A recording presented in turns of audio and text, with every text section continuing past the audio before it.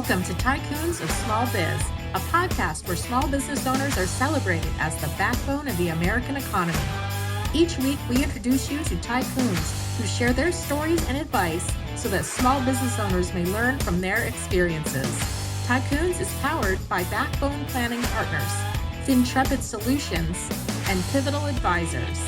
Join us now as our hosts connect you to today's Tycoons. Good afternoon, Tycoons, and welcome to today's episode of Tycoons of Small Biz. I'm your host here, as always, Austin Peterson, coming to you live from Gilbert, Arizona. Happy to be back after a couple of weeks. Unfortunately, I was out for not so great reasons. My father passed away, actually, had pancreatic cancer, diagnosed on July 3rd, passed away on August 1st. We laid him to rest on August 7th, but I'll tell you what, it was a great experience. I was happy to be there.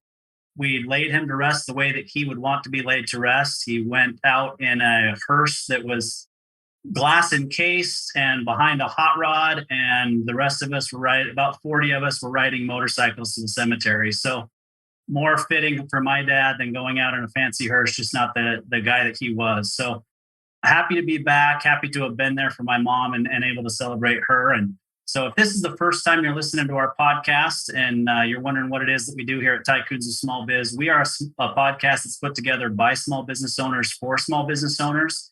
And we truly do that. We interview a new guest every single week. We've done so since May of 2020.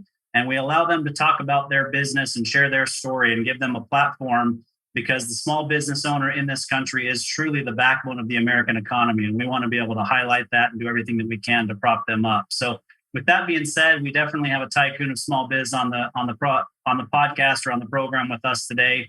We've got Bennett Maxwell, entrepreneur, business owner, founder, CEO, whatever you want to call him, with Dirty Dough Cookies. So Bennett, welcome to the show. Thank you. Sorry to hear about the passing of your father, but it made me smile the way that you described how it all ended with you guys and your motorcycles there at the. Anyways, that's awesome that you honored him that way. So super cool. Thanks for that. And it was just one of those things, we're planning the funeral and I just looked at my mom and I said, that's just not Dad.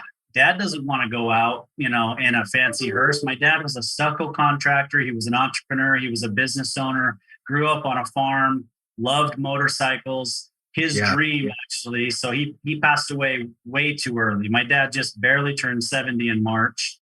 As I said, the pancreatic cancer came quickly and he was gone quickly.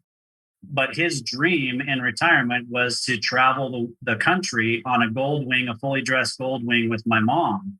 And he never had that opportunity. He was basically sick from the time that he retired until now. Before it was heart issues and then the pancreatic cancer ultimately got him. But because he wasn't able to do that, we did what's called the missing man formation. And so my brother had a neighbor that had a brand new, fully dressed Honda Goldwing. And so my brother borrowed that bike and rode that bike with my mom on the back.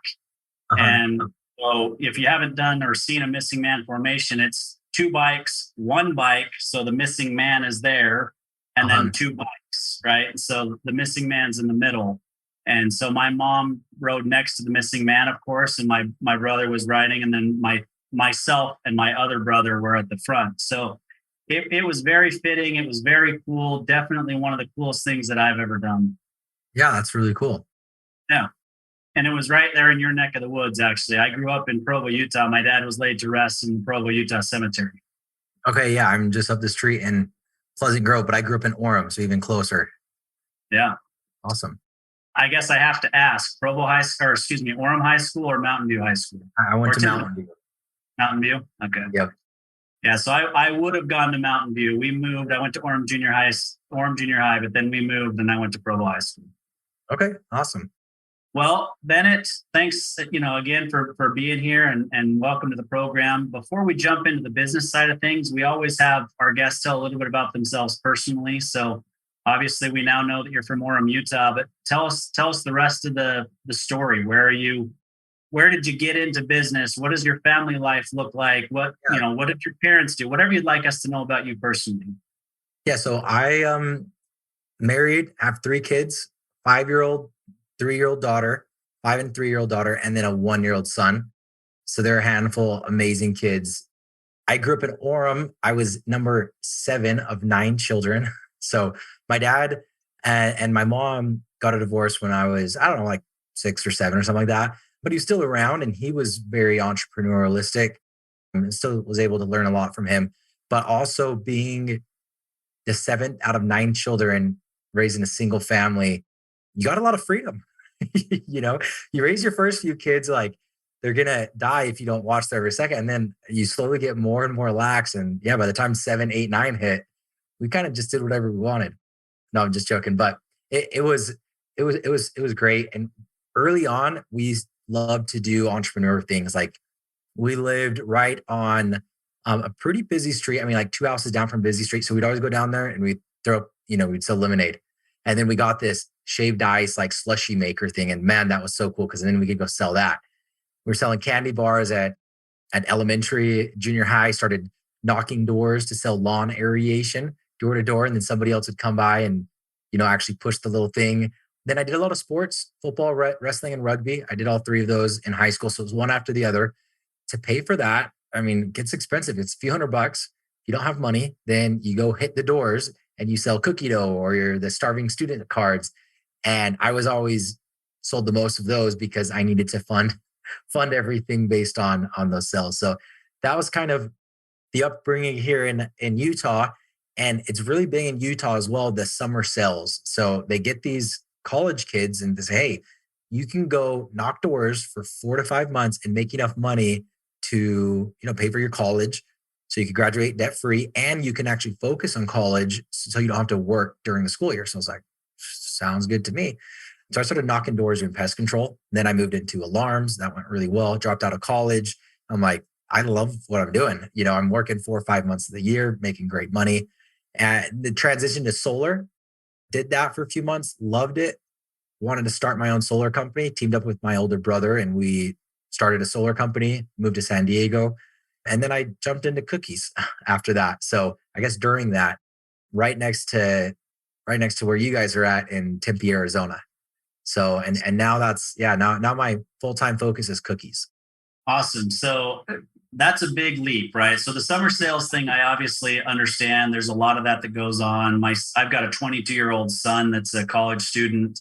He's here at Arizona State, but he had thought about doing summer sales, had been approached by multiple companies for summer sales for pest control, alarms, all those kinds of things. So I get that. And I understand the allure, of course, to be able to make decent money in a few months. But then that leads you to starting your own solar company.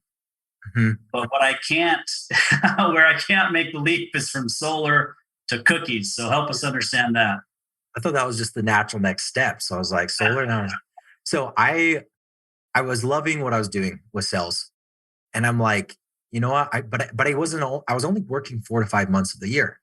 So then I have the off season. And the off season, I'm like, cookie franchises, like that would anyways, a cousin brought it up. Hey, you should buy Crumble franchise. I was like, cool. Like I would love to add to the income that I have right now, and cookies sound fun. So I started looking into it and man, it looked sweet until I found out that it was owner operated. So I'm like, wait, you're telling me I have to pay a bunch of money, then open up the store with a bunch of money, and then I'm forced to work there 9 to 5, at least 9 to 5. Like I didn't know I was going to buy my own job. Like, no, I'm not down for that. I wanted to add to my income. I didn't want to give up my sales career to do that. Anyways, but it got me interested in cookies. So then somebody posted on Facebook, Tyler, who I went to school with there in Orem, Mountain View High School, he moved and started Dirty Dough out of ASU, his ASU apartment in 2018. And he posted, he said, hey, I have a cookie company, delivery only. I want to get a retail storefront. So I'm looking for some investment money. I'm like, oh, perfect. That's right up my alley. I can give him money and I don't have to, as his passive for me, he's running it. So I invested. He opened up the storefront. I moved to San Diego. We had our first recruit January of 2020. That was really when we got off the ground. And Crumble had opened up in Point Loma in the San Diego area, and they were crushing it. So I'm like, Tyler, we need to get a Dirty Dough out here. I'm your guy. I'm your first franchisee. Fill out the docs. Tell me when to sign. I already found my spot in Pacific Beach. Long story short, he's like, not going to franchise. I actually want out of this business. It's hard work, long hours, and I want to go back to Utah with my family. So does my wife. So I thought, here I am in San Diego. I'm running a solar company full time. Never been in food, never been in franchising, none of that. And I have the opportunity to purchase a cookie shop out of Tempe, Arizona. And I thought, well, if I could do this, if I could do this and prove that this model works, like a dummy like me with no experience can run this, then man, isn't there a ton of other business owners that know how to run a business, don't necessarily know cookies, but if I can make it simple enough for them to do it, then that's a good market.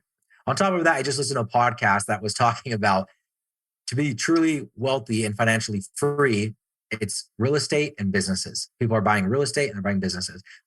I had maybe a handful of rental properties at the time. So I'm like, doing decent at real estate, never bought a business though. So that was kind of the other thing. I'm like, I'm just going to take the random advice and I'm going to just dive into it. So I purchased the company in January of last year of 2021. So just a year into solar. But solar was pretty much running itself. We had managers and regionals and everything like that in place.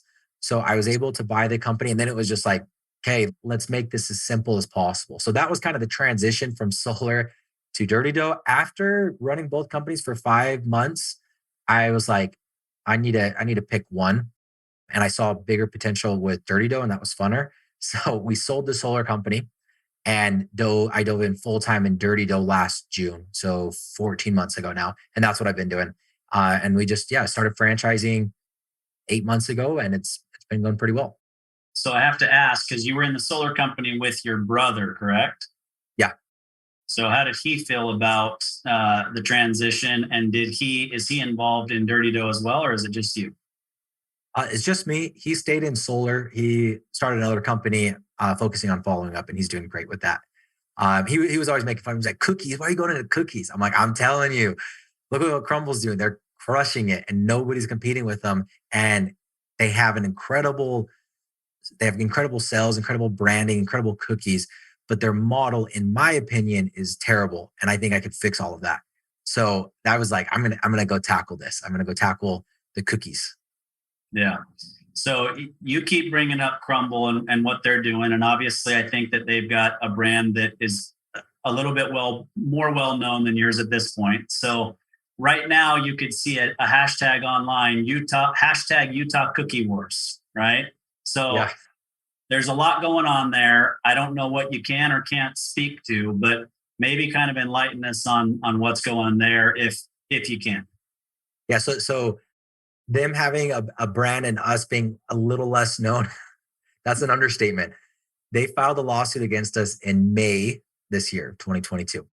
In May of 2022, we had one store open in Tempe, Arizona, 0 stores in Utah. And yet they're suing us in Utah. They didn't even send a cease and desist like, hey, we think it's confusing because of XYZ and you guys should change your logo or colors or what. Nothing. Straight to a lawsuit. And I'm like, what the freak? Like, Crumble, I'm your guys' biggest champion. Like, I've been commenting on your guys' stuff publicly on podcasts, like dozens of podcasts. Like, you guys are crushing it out there.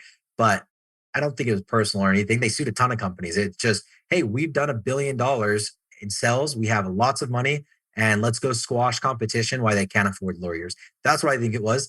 But the lawsuit was silly, in my opinion. They brought up that it was that a Crumble employee started working for Crumble in 2019, left in June of 19, and then founded Dirty Dough. And I'm like, how about Google first? Like, when was Dirty Dough founded? It was founded a year before in a separate state by somebody who's never even had a Crumble cookie before Crumble was ever even in Arizona. Like all of that's verifiable. Like, why don't you guys Google it? And then you scroll down through the lawsuit and it's like, it shows a picture of our cookie with sprinkles and then their cookie with sprinkles. Like, oh no, we both have cookies with sprinkles. Then you scroll down and it shows their Facebook picture with cookies on it and our Facebook cover photo with cookies on it. And then their ice cream and our ice cream. I'm like, what? Ice cream looks the same? Like, get out of here. We are, we're screwed. They caught us. And then it's like, wait a second. Go look at the timestamp, right? Go look on Crumble's timestamp when they posted their Facebook cover picture, and then go look at ours, and then go do the same thing with those pictures in the lawsuit. And you'll find that a lot of those pictures we posted first. So they're using examples of them copying our cookies as us copying their cookies, but it doesn't matter because you can't patent a freaking cookie with sprinkles. And I'm like, imagine if pizza companies did that to each other. You get a letter, you're running a pizza company and you get a letter from Domino's. It's like, look at your pepperoni pizza. It looks awfully familiar to our pepperoni pizza. You're like, yeah, because it's a pepperoni pizza. That's what it's supposed to look like.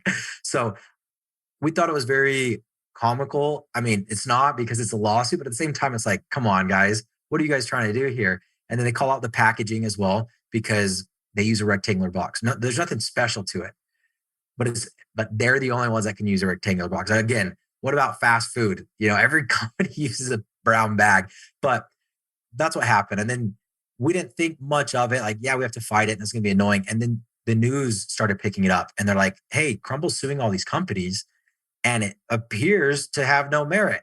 So it's kind of turned into like the David and Goliath story.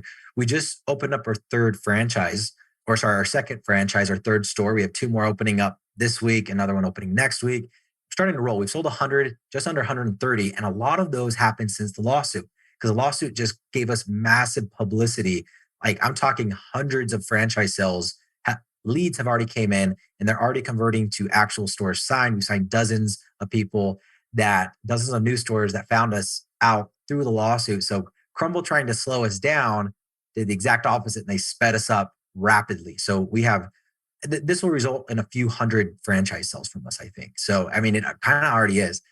So it kind of sucks, but there's definitely a lot of good coming out from the lawsuit as well.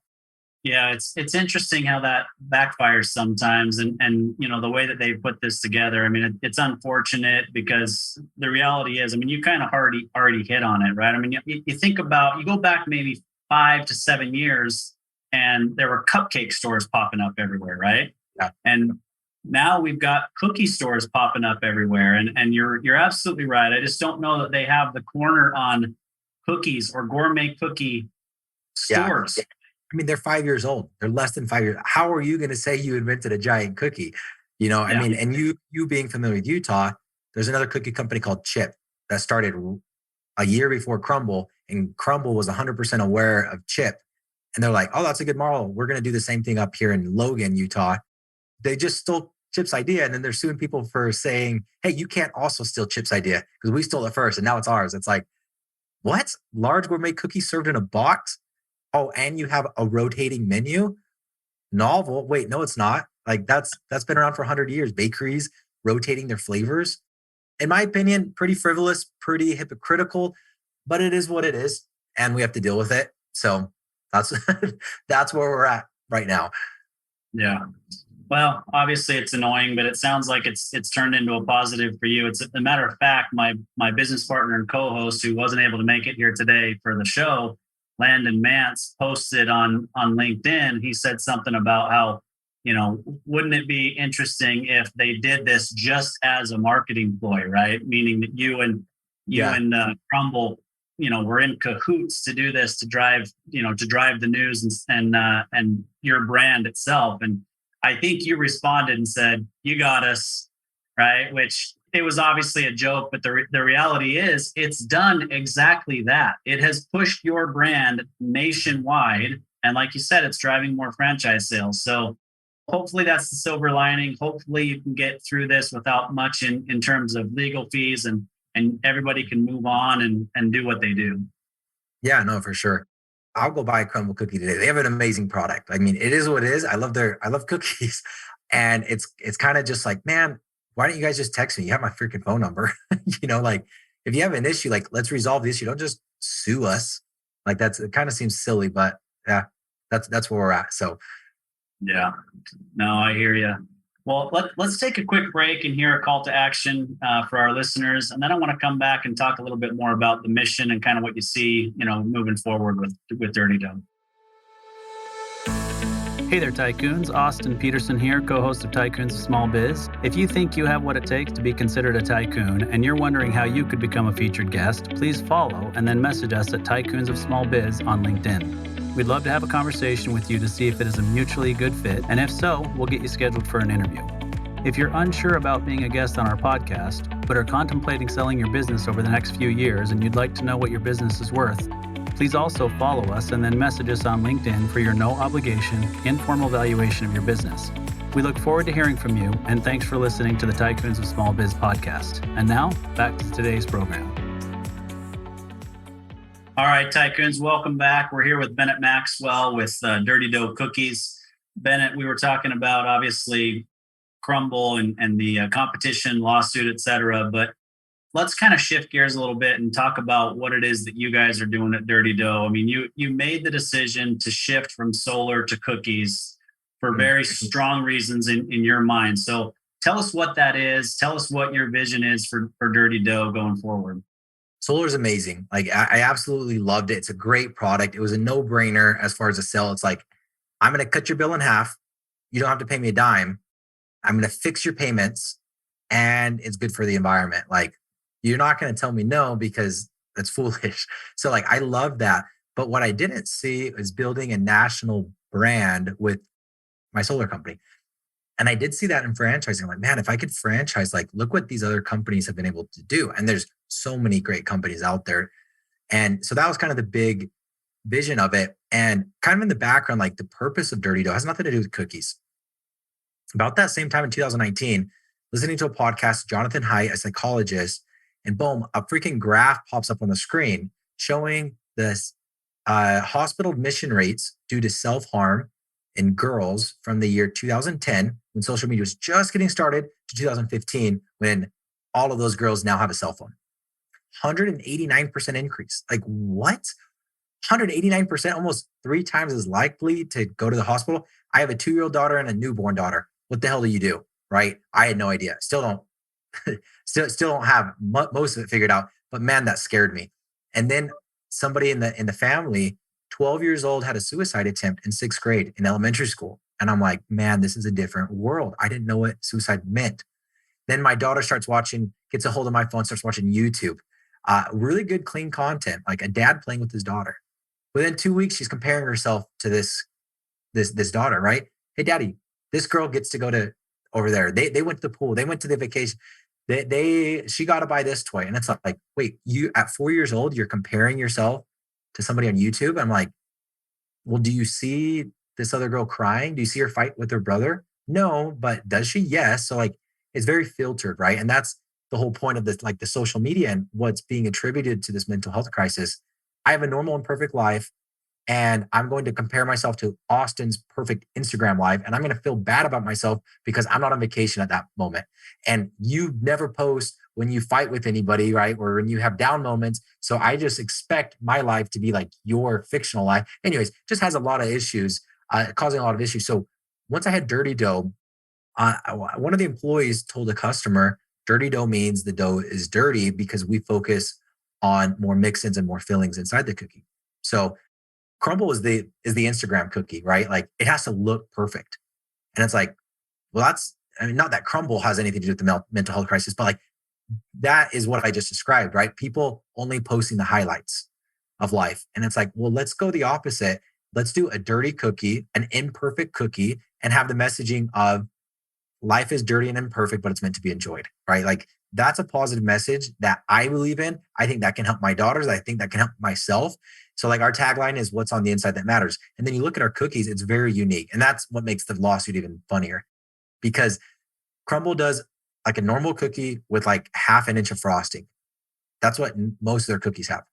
And they don't do, they do very little fillings. If they do a cookie with a filling inside, it's like has nothing inside of it. And they only do like single dough flavors. Well, we do large cookies, they're fatter. We do almost exclusively cookies with fillings, or they'll have 2 layers or they'll have 3 layers. So what's a 3-layer cookie? It's a peanut butter cookie. You break it open. There's actually chocolate dough in the middle. And in the very center, there's hot fudge. Like, put that up next to Crumble's cookie with 1/2 inch of frosting, and we don't use frostings. Like, yeah, they're both a cookie, but that's as different as possible as far as the cookies go, and as far as the messaging, the branding. But that's the purpose of Dirty Dough and what we're getting behind. And it is, we're creating a nonprofit to build wellness centers in K through 12 schools in order to start proactively educating kids on mental health. How do you stay on top of your mental health? So a lot of that, anyways, that's kind of the primary focus. It is the primary focus. The secondary focus of Dirty Dough is to lower the barrier of entry for entrepreneurship. So you have to have a game plan, you have to have money, you have to have time, you have to have expertise. That's what it takes to be an entrepreneur, in my opinion. Well, game plan is provided to you in the franchise model. We do a centralized production model, meaning you don't have to order your raw ingredients. You don't have to hire people to mix your dough. You don't have to, teenagers aren't going to mess up and then throw it away. You need a lot smaller square footage, a lot lower lease payment, half the employees because you're no longer hand weighing any of the dough. It gets shipped to you, pre-portioned. All you do is put it in the oven and press start. Like, it's super, super simple. It really is the most super simplistic food franchise model. So with that being said, we're opening up these stores at less than half the cost compared to the competition. They require way less time to manage because there's way less going on, way less employees. And then the expertise required, you don't need to be a baker to own a dirty dough. And secret, I've never made a batch of cookies, and I don't plan on doing it because it's not in the model. I don't need to, right? Just like our franchisee. So that's a secondary purpose and kind of behind dirty dough, and why I wanted to go from solar to dirty dough. Because I'm like, I could spread this message of mental health, and I could spread this message of, hey, you could be an entrepreneur. You can build generational wealth and hopefully have a franchise for 45 years, just like Mrs. Fields has done, right? And just like Great American Cookie Company have done. Both of those are 45 years old with multiple hundred locations still open. So that was the goal. And I just saw franchising as being able to expedite that vision a lot quicker because financially, I don't have to come up with money for 1,000 stores. And that's what I want. I want 1,000 stores. Instead, I can pool other entrepreneurs and then we could all invest together in realizing that goal. No, I think that's a great goal. And the social media, the comparison, all those sorts of things. So I have a 19-year-old daughter and a 22-year-old son, right? And then, a wife that's a different age than that. So let's leave it at that. I won't throw my wife's age out there. And obviously I'm active on social media for my business. There are lots and lots of benefits for social media. We use it a lot with the podcast. We use it a lot for our day-to-day business as well. But the comparison thing is real. That suicide rate that you're talking about going up and having that drawn, that correlation between social media and smartphones, that correlation is real. I don't think you can draw a conclusion other than that as to why that suicide rate has gone up. And, I say to my wife and my kids all the time that I believe that social media will be the downfall to our society. Like it really is. With the positives, there are a lot of big negatives with social media. And it's important for us to educate, which it sounds like you guys are getting ready to do with the nonprofit, the kids as to the responsible use of social media and the understanding of what truly is being portrayed on there compared to what reality is. Yeah, no, 100%. And it's really not being talked about.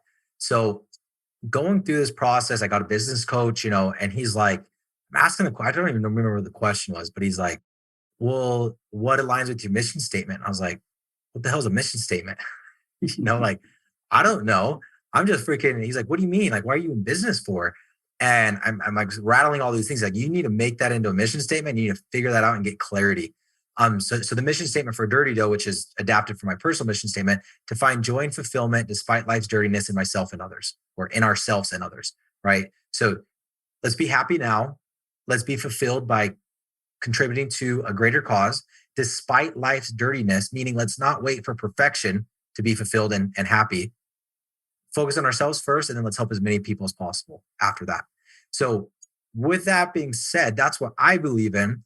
Now, physical health is very important, and we're all on board with how important physical health is.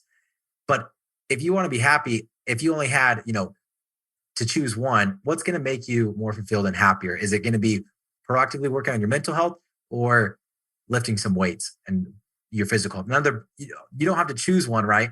But it's like, to me, it's the mental health. And guess what? Nobody's doing. Nobody's being proactive with the mental health. It's mental health means anxiety and depression. It's like, no. That's mental health illness.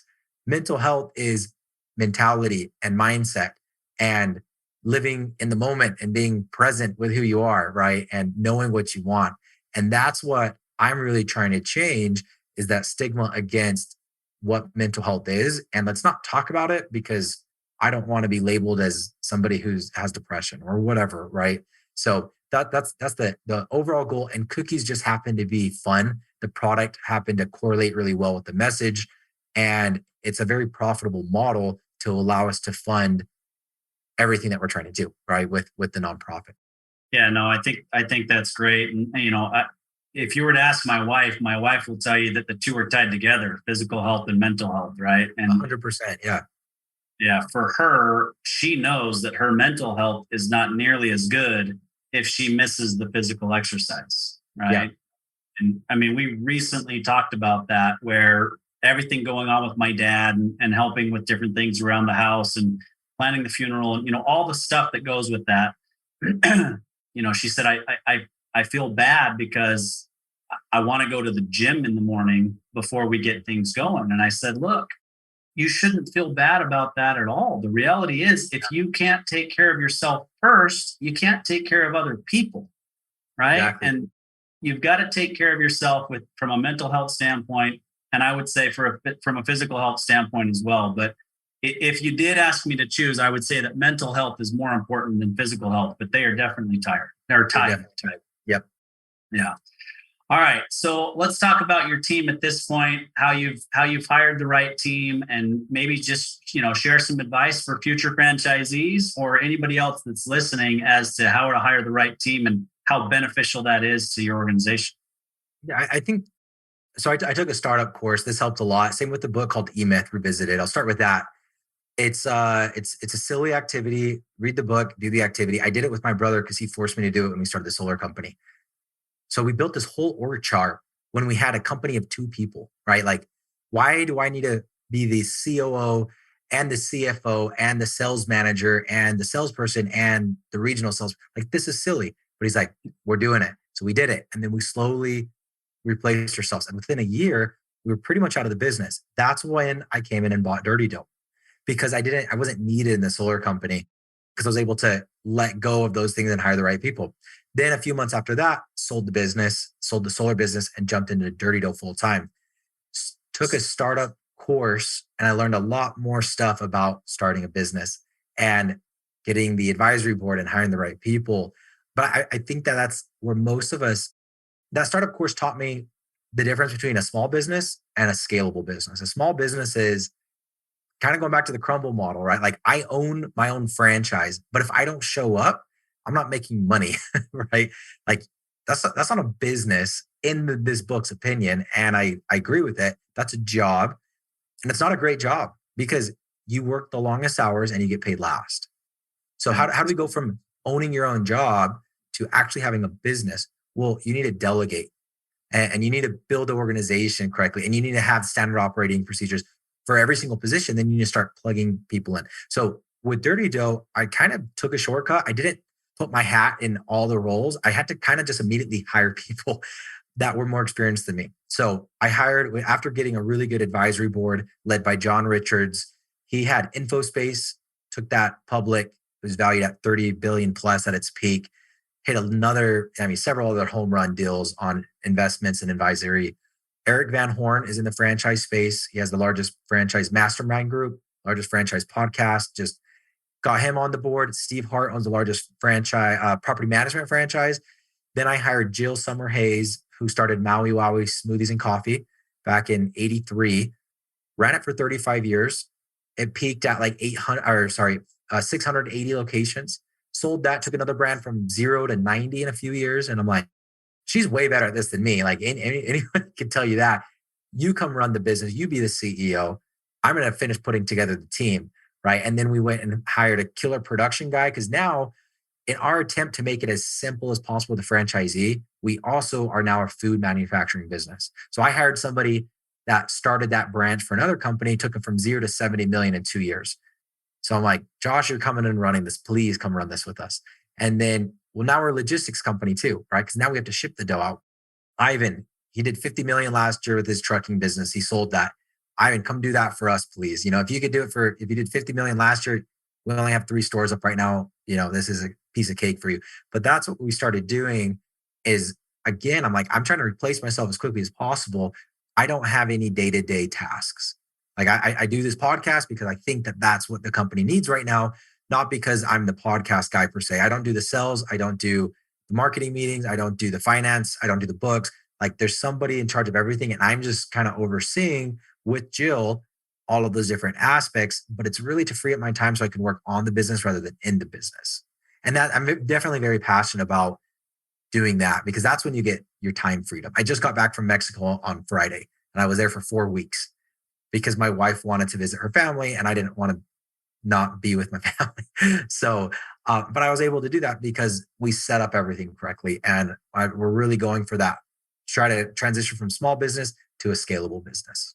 I think that you hit some things that are really important that most might be a stretch, but I really do think it's most entrepreneurs don't fully understand ever in their careers, right? You know, the reality is 99% of all businesses in our country are considered small businesses. And the reality is there's multiple definitions of what a small business is, right? Even on the SBA's website, there's multiple definitions. But most businesses, so most of the 99% will never do $1 million in revenue, will never have more than 5 employees. And so and a lot of it is they don't know what to do to scale it, right? A lot of business owners start a business because they just don't want to work for somebody else. They want to provide themselves a job, right? And there's nothing wrong with that. That's what my dad did as a stucco contractor. He provided himself a job, built his own organization, but he really only had 2, 3, maybe 5 employees at the most ever, which was comfortable for him, right? He provided a living for himself and for his family, and that's as far as he meant to take it.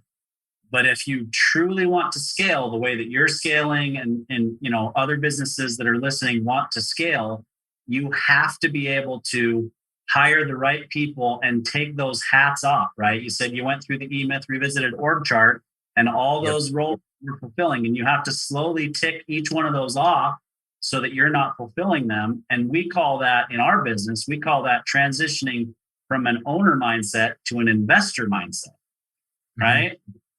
You may own shares in Tesla or Facebook or Google or Amazon or, you know, all those sorts of things as an investor, but you have to treat your own business as you own shares in that business as well. And you're receiving profits or dividends from that business. And you may also be receiving a salary for running that business, but the intent is at some point to not necessarily receive a salary for running that business and somebody else is running that business. And oh, by the way, if you're not needed to run the day-to-day in the business, the value of your business goes from here to here, right? I mean, it's tremendous, the multiple that increases. And the other thing that most people won't have picked up on from what you said is the fact that you really kind of created 2 other businesses, making it easier for your franchisees, but you kind of created 2 other businesses and profit centers for Dirty Dough in the fact that you guys are manufacturing the dough and you're handling logistics. And so you've got additional revenue streams and profit centers for Dirty Dough as well.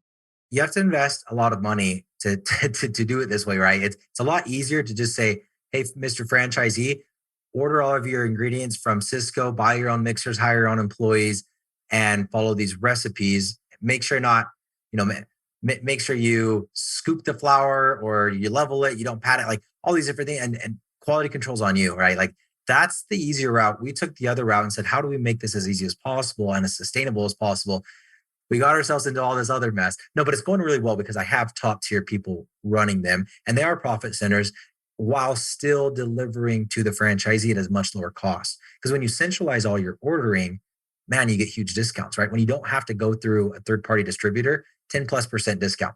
When you go from buying a 50-pound bag of flour or sugar to a truckload, man, there's another 10% off. And then you mix hundreds of cookies at a time with highly experienced bakers versus 60 to 70 cookies at a time with teenagers in store. And then rather than weighing them each by hand and forming them by hand, you run them through a machine that produces a 3-layer cookie that separates you from the competition while reducing the labor and increasing the accuracy of the size, weight, shape of the cookie. So lots of big benefits from going this model.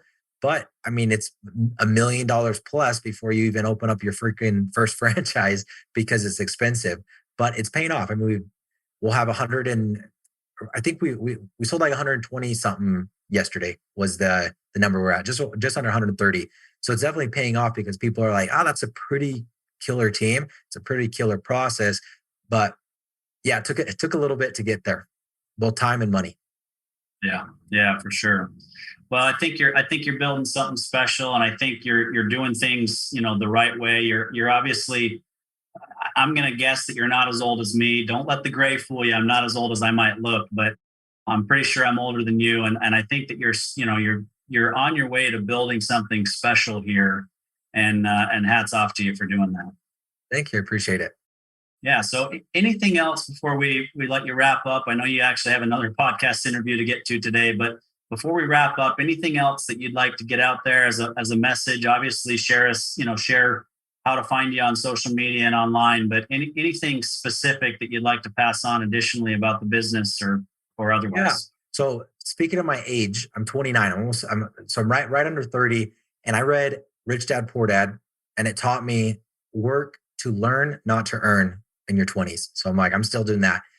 And speaking of mental health and mentality, running a business, man, that's tough, right? The ups and downs, that's tough. However, if you don't look at failures as, oh crap, I wasted all this time. Oh crap, I wasted all this money. It's, wow, that was a good experience that I just learned. Wow, I'm going to be better because I learned that. Wow, that experience sucked because I got kicked in the face. But man, now I know how to prevent that in the future. So going with I don't care about the money. Like the money, if it comes, it comes. If it doesn't, it doesn't. But I know if I'm bettering myself as an individual, then yes, I do believe the money will come. It doesn't have to come this year. It doesn't have to come next year. It doesn't have to even come in 10 years. Luckily, I'm already seeing, a lot of success on that end. But work to learn, not to earn is definitely my biggest piece of advice that I've applied to myself to stay sharp mentally and keep pushing through is, man, that was cool. Man, I learned a lot. And then as far as social media or contacting me, BennettMaxwell.com is my website, BennettMaxwell.com. You can check out franchising on there. And right there, when you click on the franchise, you're going to see our core values. You're going to see our mission statement. This is what Dirty Dough's about. It has nothing to do with cookies, right? But this is the change that we're trying to make. I'm pretty active on LinkedIn, Facebook, Instagram. You can follow me on all of those as well. I try to put out good content every day to add value or sometimes just make you laugh. But yeah, those are the best ways to stay in contact with me. Yeah, no, that sounds great. And again, appreciate you making the time. Appreciate you being willing to come on and share some nuggets of wisdom with our listeners.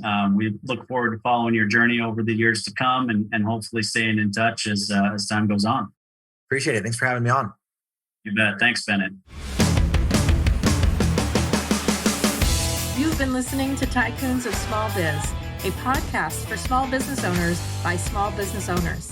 Join us every Tuesday at 1 p.m. Arizona time for an introduction to another great tycoon. And be sure to follow us on our social media channels for links to all of our episodes and great content.